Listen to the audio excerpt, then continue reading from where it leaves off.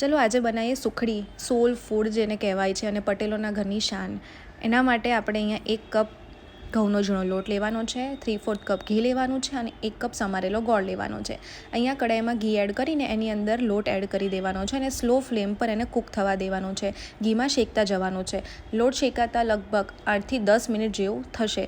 લોટ આવી રીતે ધીમે ધીમે શેકતા જશો એટલે એનો કલર ચેન્જ થવા મળશે અને એનું ટેક્સચર પણ ચેન્જ થશે. લોટ શેકાશે એટલે ધીમે ધીમે કઢાઈ છોડવા માંડશે એટલે તમને ખ્યાલ આવી જશે. પ્લસ એની સ્મેલ પણ બહુ જ સરસ આવશે શેકાશે એટલે. અહીંયા લોટ શેકાઈ ગયો છે, લગભગ 10 મિનિટ જેવું થયું છે.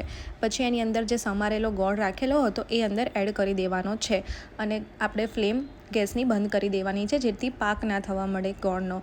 પછી એને સરસ રીતે બધું મિક્સ કરી દેવાનું છે અને તમને લાગે તો તમે ફરીથી ગેસ ઓન કરી શકો છો. અહીંયા મારો ગોળ બધો સરસ રીતે અંદર મેલ્ટ થઈ ગયો છે એટલે ઘીથી ગ્રીસ કરેલી પ્લેટમાં એને મેં ટ્રાન્સફર કરી દીધું છે.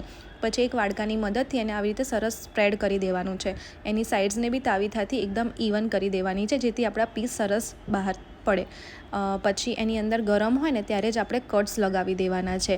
ઠંડા થશે પછી એમાં તમે કટ નહીં લગાવી શકો ને પીસ સારા નહીં આવે. તો અહીંયા રેડી છે આપણી સરસ મજાની સુખડી.